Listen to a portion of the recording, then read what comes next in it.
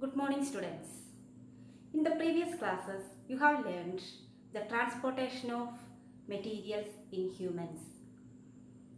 Today, we will study how the transport of different materials takes place through the plant body. As you all know, the roots absorb water and minerals from the soil. This water has to be reached to the leaves for the photosynthetic process. In the same way, the food prepared by the leaves has to be reached each and every cell in the plant body for producing energy, and hence there is a well developed transportation system is essential in plant body. When we think about the transportation in plants, you should understand that transportation of materials through the plant body is a slow process as compared to animals. This is mainly because of two reasons.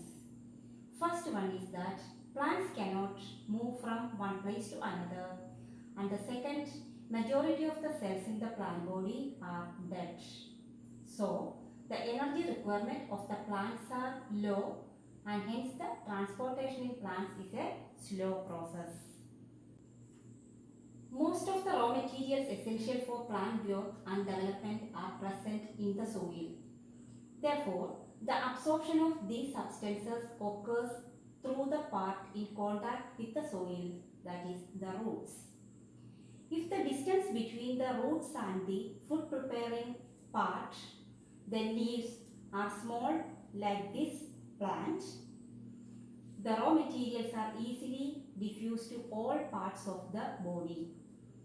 But if the distances between the roots and leaves are large, like this big tree, diffusion pressure is not sufficient to transport these materials to all parts of the body. In this condition, the distance between the roots and the leaves is small, and hence diffusion is enough for the transportation of materials.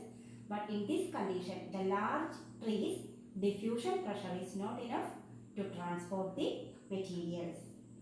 In this condition, that is, in the case of the large trees, a proper system of transportation is essential.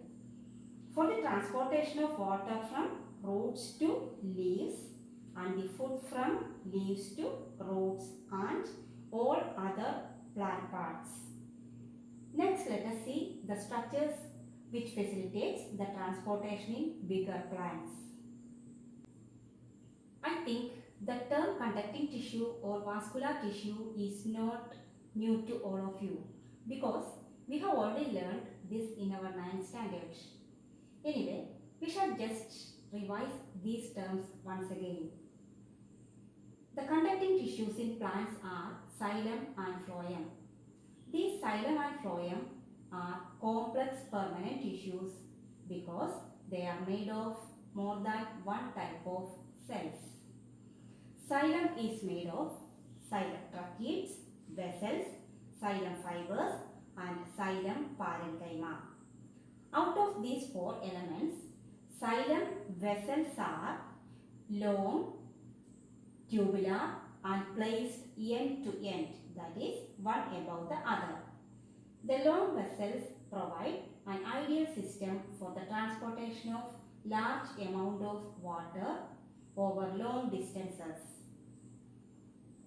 Phloem is made of sieve tubes, companion cells, phloem fibers and phloem parenchyma.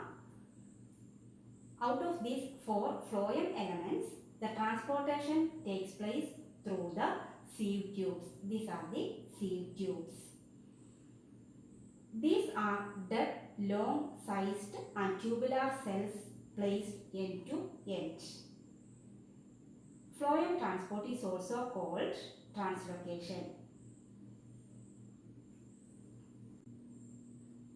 The vessels in the xylem elements helps in the transportation of water and minerals.